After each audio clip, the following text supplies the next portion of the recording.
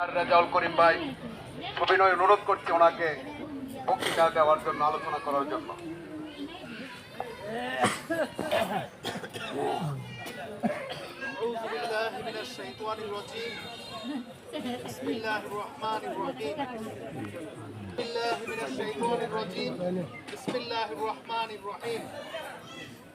আজকে এই union BNP আয়োজিত দোয়া মাহফিল ও শোক সভার সম্মানিত সভাপতি উপস্থিত, আজকের এই দোয়া মাহফিলের প্রধান আকর্ষণ বারবার নির্বাচিত জাতীয় সংসদ সদস্য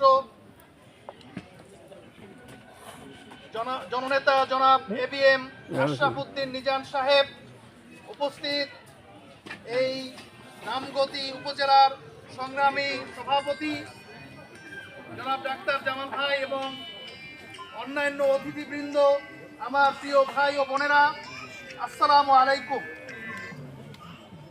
আপনারা জানেন গত 30শে ডিসেম্বর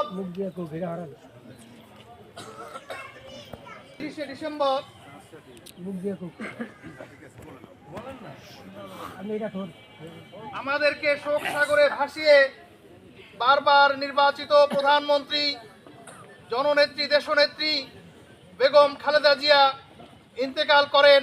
ইন্না লিল্লাহি ওয়া ইন্না ইলাইহি রাজিউন।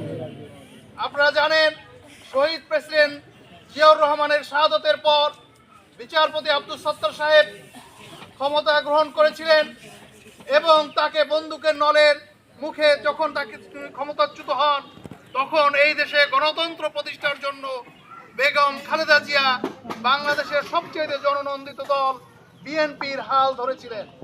রাজপথে ছিল তার ঠিকানা এবং সুদীর্ঘ 9 বছর গণতান্ত্রিক আন্দোলনের মাধ্যমে উনি বিএনপিকে আবারও ক্ষমতায় নিয়ে এসেছিলেন এবং বিএনপি ক্ষমতায় যাওয়ার পরপরই এদেশের নারী অধিকারের জন্য উনি নিজেকে নিয়োজিত করেছিলেন। দেশে গণতান্ত্রিক ব্যবস্থা পুনরুদ্ধারের জন্য এদেশে দ্বিতীয়বার ক্ষমতায় গিয়ে তত্ত্বাবধায়ক সরকার প্রতিষ্ঠিত করেছিলেন।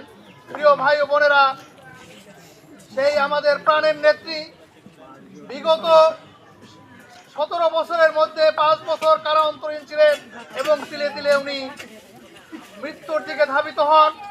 আজকে এই শোকসভার মাধ্যমে আমরা শুধু তার জান্নাত কামনা করে সীমাবদ্ধ থাকবো না, আমরা তার আদর্শকে এই রামগতি কমলনগর সহ সারা দেশে ছড়িয়ে দিব। প্রিয় ভাই বোনেরা, আজকে এই বেগম খালেদা জিয়ার আদর্শ আমরা তখনই বাস্তবায়ন করতে পারবো যখন আমরা তার আদর্শকে ধারণ করব এবং তার আদর্শের ধারক বাহক এই এলাকার মাটি মানুষের নেতা জনাব এবিএম আশরাফ উদ্দিন নিজাম সাহেবের হাতকে আমরা শক্তিশালী করতে পারবো। প্রিয় ভাইয়েরা, জনাব এবিএম আশরাফ উদ্দিন নিজাম সাহেব এই অঞ্চলে 12 বছরের বেশি সময় সংসদ সদস্যের দায়িত্ব পালন করেছেন। আপনারা তার সম্পর্কে জানেন, বোঝেন। উনি অত্যন্ত সৎ, ন্যায়নিষ্ঠ এবং ইনসাফের লোক। কারো প্রতি, ওনার শত্রুর প্রতিও উনি বেইনসাফ করেন না। প্রিয় ভাইয়েরা, সেটি যদি সত্যি হয়ে থাকে তাহলে আগামী দিনেও আমরা এবিএম আশরাফ উদ্দিন নিজামের নেতৃত্বে এই এলাকায় এগিয়ে নিয়ে যেতে পারবো। আমি দৃঢ়ভাবে বিশ্বাস করি ইনশাআল্লাহ এবিএম আশরাফ উদ্দিন নিজামের হাত শক্তিশালী হলে এই এলাকার উন্নয়নের যে সূচনা উনি তৈরি করেছিলেন, মামলা হামলাবিহীন যে রামগতি কমলনগর উনি প্রতিষ্ঠা করতে চেয়েছিলেন, সেটিকে আমরা সফল করতে পারবো। প্রিয় ভাই ও বোনেরা,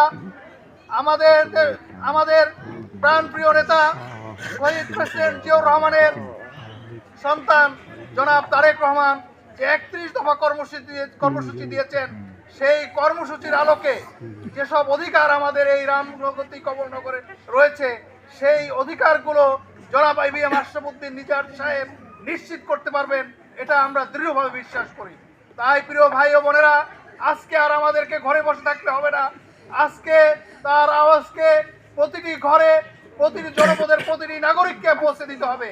আরেকটি জিনিস এই সমাবেশের মাধ্যমে আপনাদেরকে বিনীতভাবে অনুরোধ করতে চাই, অনেকেই এই এলাকার ভোটার, কিন্তু তারা হয়তো তাদের কর্মের কারণে বা অনেকে নদী ভাঙ্গনের কারণে এই এলাকার বাইরে রয়েছেন। আপনারা আপনাদের আত্মীয় স্বজন, আপনাদের পাড়া প্রতিবেশী যারা এই অঞ্চলের ভোটার, তাদেরকে দাওয়াত দিবেন, তাদেরকে এই 12ই ফেব্রুয়ারি নির্বাচনে অংশগ্রহণ করতে বলবেন এবং ABM আশরাফুদ্দিন নিজামী সাহেবের হাতকে আপনারা শক্তিশালী করবেন। এই আহ্বান রেখে আমার সংক্ষিপ্ত বক্তব্য এখানে শেষ করছি। আসসালামু আলাইকুম ওয়া রাহমাতুল্লাহ।